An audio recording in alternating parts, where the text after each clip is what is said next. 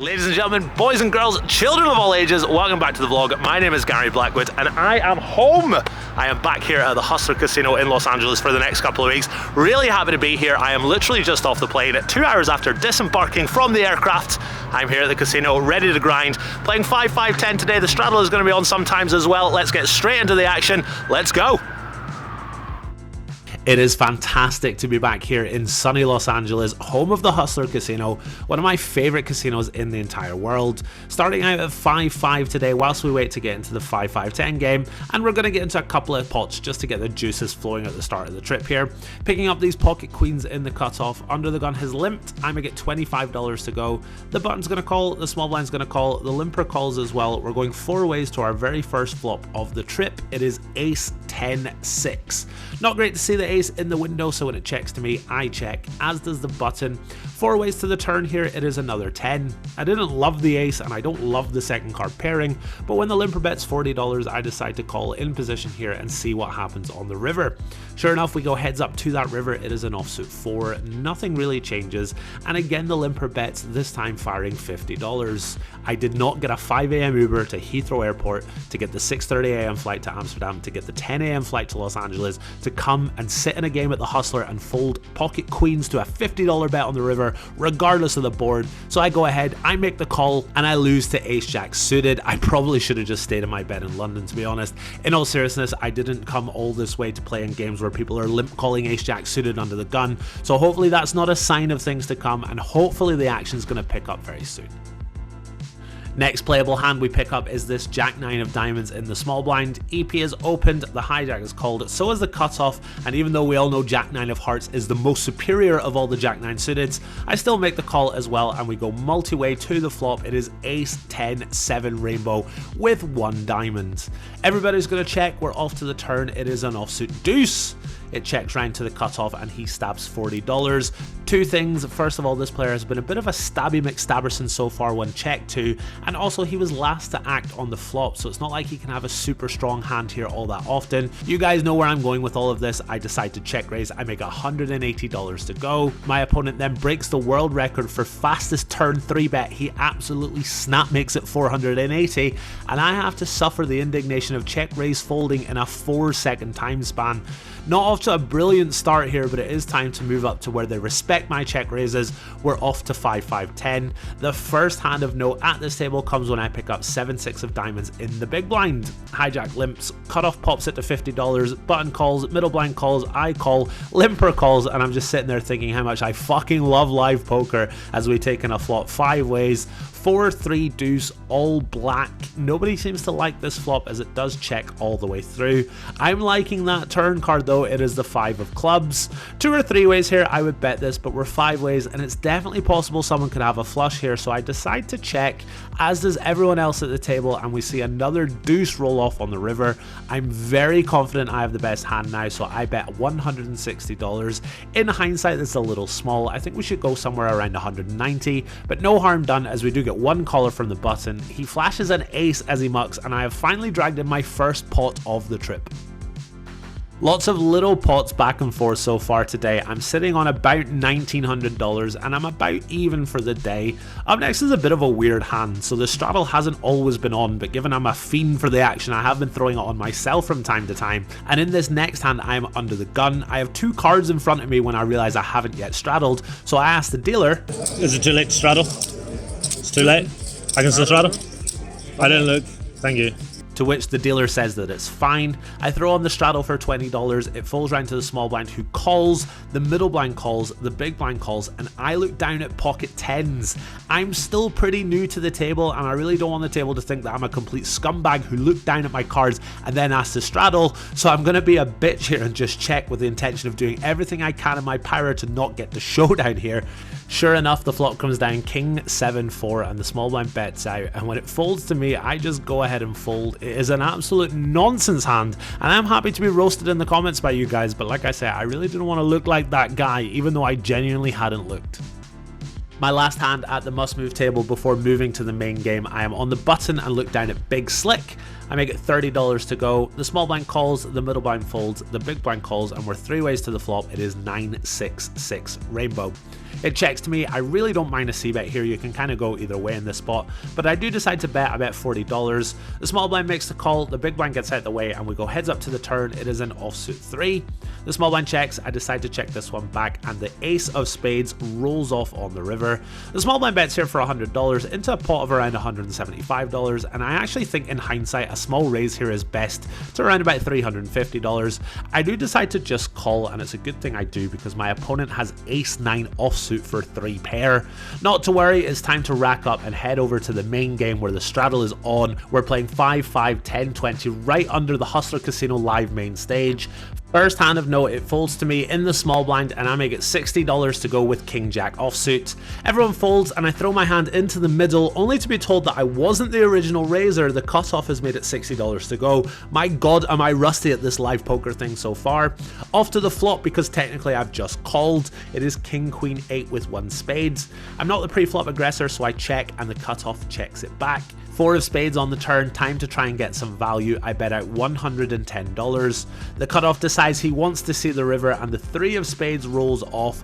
Backdoor flush has come in, but given the queen of spades is out there and I have a spade in my hand, and I expect my opponent to bet hands like ace 5 of spades on the flop always, I decide I'm going to go for value here. I bet $240. My opponent cuts out the calling chips, and after a few seconds then cuts out 7 white chips to go with him and raises to $940. I have played with this player a ton in the past, and he is definitely capable of raising, but it's super hard to find any natural bluffs here. Ace Jack with a spade, ace 10. Wouldn't they see bet the flop? Would they call on the turn? All in all, I think it's just too hard for him to be bluffing here, so I sigh, I fold, and I do not get shown a bluff, which I'm pretty sure he would have done if he was bluffing, so I think this is a good fold in the end. The whole hand could have been avoided if I just paid some attention pre-flop, so I tell myself that even though I'm tired from all the traveling, I gotta get myself focused here. Unfortunately, that lasts for about 10 minutes before my next blunder. In this hand, the button has made it $60 to go, and I look down at ace jack offsuit in the small blind. It's an easy 3-ball here. I make it $230 to go. Back round to the button, he makes the call. We're heads up to the flop here. It is ace 9 6 with 2 clubs. I'm just betting my entire range here from the small blind, so I make it $160 to go. My opponent doesn't think for too long before making the call. Off to the turn, it is the king of clubs. The turn isn't great, but when you're an absolute mega whale like me who thinks your ace jack offsuit is red for some reason, the turn now becomes even worse. I check, the button checks back, and we see a 4th club roll off on the river. I'm sitting here fuming that my top pair has just been flushed away, not realizing that I'm actually holding the 3rd nuts. I check, my opponent checks back, and I only go and fucking announce. Ace. Oh fuck, I didn't say, I thought I read ace jack. Sorry, genuinely didn't say it. I am all over the place today. I then turn my hand over and realize I've actually got the 3rd nuts. My opponent silently nods and mucks as I apologize profusely. Between the pocket 10s hand, the last hand with a king jack, and this misread, I am all over the place so far in this trip. I really need to get my head in the game and stop making such stupid mistakes. And when I pick up pocket aces for the first time this trip, I am extra fucking zoned in now. It folds to the middle blind, who makes it $65 to go. I'm in the $10 big blind and re-raise to $210. The $20 straddle then cold calls, the middle blind folds, and we go heads up to a flop of 7 6 4 all diamonds.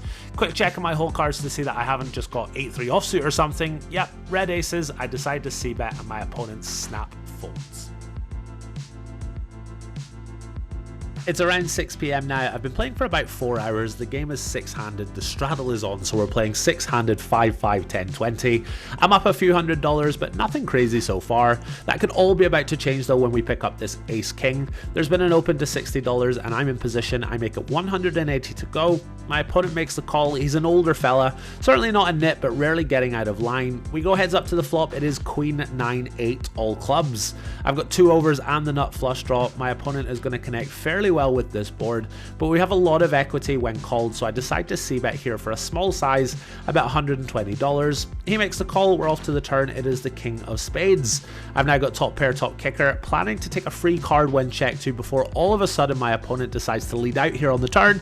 He bets $225. I don't think we have a decision to make here on the turn. Really easy call and see what happens on the river. An offsuit 7 rolls off and he leads out again, this time for $500. I posture for a little while, but I think calling here would be a bit of a punt. It's tough to find bluffs and the check call donk twice line feels super nutted, so I go ahead and just let it go. I'm really happy to make these kind of whatever folds in games like this and just wait for value spots, and we're going to get a value spot very soon after, picking up these pocket 10s in the middle blind. I raise it on up to $65. The big blind calls, the straddle folds, and we go heads up to the flop. It is 10-9-5 2 hearts, my first flopped set of the trip. Check raising here would of course be completely fine, but my opponent is playing super tight, so I don't expect him to have too many flop stabs here, and we just end up missing value versus his 9x, his pocket 8s type hands. So I bet $80 around half pot, and imagine my surprise when this tight player then makes it $275 to go. I nearly fell out of my fucking chair. It's a wet board, I'm out of position, and my opponent is a bit of a nit, so I think with all these factors, I think 3-betting is the best option here. I make it $675 to go. Really happy to of course bet and then call a raise on a board like 10-6 deuce, but I want a fast play on this wet board for sure. My opponent is deep in the tank and he decides to just fold. He looks extremely unhappy about it. I swear to God, guys, I think this guy's actually just folded pocket 5s. He very quickly moves to seat 3 to my right, which sets the scene for our next hand. And it's a bit of an epic one. He opens to $35 in the hijack. No straddle this hand, so I make it $105 to go on the button with 10-8 of hearts. It's a bit of a loose 3-bet, but I think these types of hands play really well versus tight passive players in position in 3-bet pots. He makes the call and the flop comes down 7-6 deuce with 1 heart. I've got 2 overs, a backdoor flush draw, and a gut shot to the nuts that he'll never expect me to have, so I c-bet here. I bet around half pot for $120. He makes the call, the turn pairs the top card. I don't have any 8-7 suited blockers here unfortunately, and my opponent's range is kind of condensed to strong hands. I don't expect any ace-queen type floats from this player, so when he checks to me, I think we'll just take a free card here. I check, and what a free card it is. It is the 9 of diamonds. I have made my disguise straight, and what's better, my opponent bets out here for $300. I have the easiest raise of all time, and after that $300 bet, my opponent has about $1,300 back, so I landed on all in. I swear to God, just as I was about to announce the words all in to the dealer, I thought this guy is probably going to fold pocket jacks here. Also, what if he's got a full house? It's kind of unlikely, but there are a few combos of full houses that he can have. I quickly changed my mind and decide that a smaller raise is more likely to get called here, and if I raise and he jams, I can just fold my hand because he's never going to do that with worse than a full house here. Instead of jamming, I pop it to $950. My opponent immediately shifts in his chair, double checks his hole cards, and asks the dealer how much the bet is, and after 63 seconds exactly, he moves all in. Now, this is the problem with my line. I am a massive calling station, so raising to a non-all-in size with the intention of folding versus a 3-bet shove when that 3-bet shove is so small is extremely risky, because am I going to have the fucking discipline to follow through with my line? I asked the dealer for a count, and sure enough, the dealer confirms it is $600 more to me. Despite the temptation of 1,000 suns burning down upon me, I find the strength to stick to my plan and make an absolute god-tier raise fold on the river despite getting insane pot odds. As I'm folding, I say to my opponent, if you show me a bluff, I'll leave the casino and you'll never see me again, I promise. Oh, show them bluff. I promise I'll go back to the UK and you'll never see me again. Please show me a bluff. Please. Please. How much to see your hand? How much to see? $20. $20 is a good deal. 30. 25. That's a good deal. Okay, show me. That's $25 well spent. Thank you very much. Nice hands.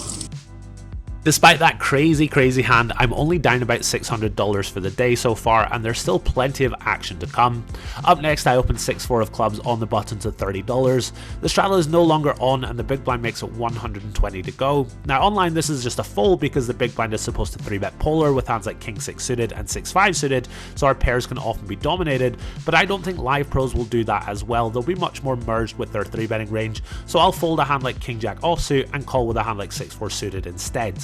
I make the call here and we go to a flop of 6-4 deuce with 2 hearts. We've got top 2 pair. Being able to flop top 2 pair with 6-4 suited is a pretty impressive skill. My opponent bets $200 here. I like his size. I think bigger than half pot is for sure the way to go in his shoes.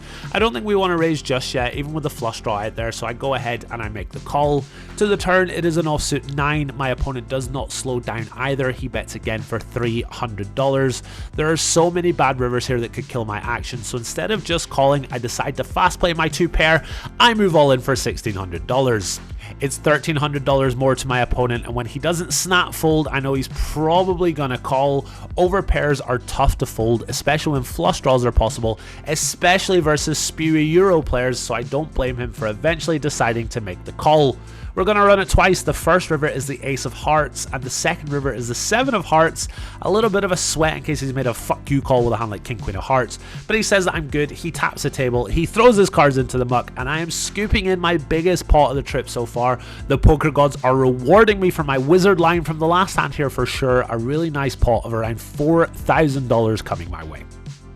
Momentum is very much on my side now. I'm winning a bunch of small pots, starting to win some big pots as well. On to our very last hand of the night. I pick up a couple of J-boys in the hijack and make it $30 to go. I've got about $4,500 at this point, and the button actually covers me, and he's made it $110 to go. 450 big blinds deep, nothing else to do here other than just call and pray for a jack. I call, I pray, I receive ace jack 7 with 2 hearts. It is a dream flop, and when my opponent bets $80, I throw out the chickadee check raise to $275. I think in hindsight this is just a little bit too small. We should be going around about $330 here in my opinion. Anyway, he makes the call. We're off to the turn. It is an offsuit 9. Wet board, lots of top pairs in my opponent's range, lots of bluffs in my range. This is a very clear bet for us, so naturally I decide to check.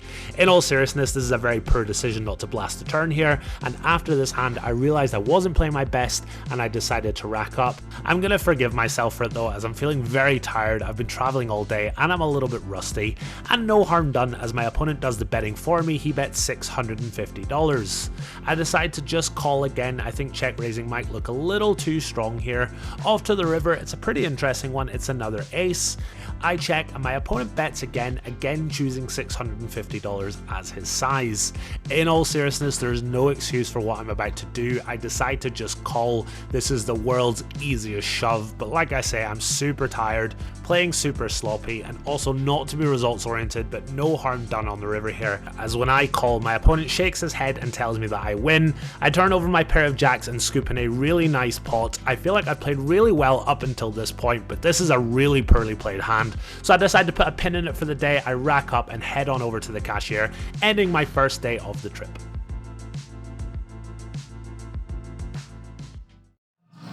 And that, guys and girls, is the end of our very first session in the LA diaries. I'm exhausted. I'm going to wait for about 24 hours now. Don't travel for 19 hours and then go straight to the casino. It's really hard physically to do. I won about $2,700. I'm really happy with that. It was a really weird day. I played lots of medium-sized pots, small pots, and then crazy folds, crazy all-in with a 6-4 suited, and then I played my jacks like an absolute bitch to bring it in for $2,700 in the first day.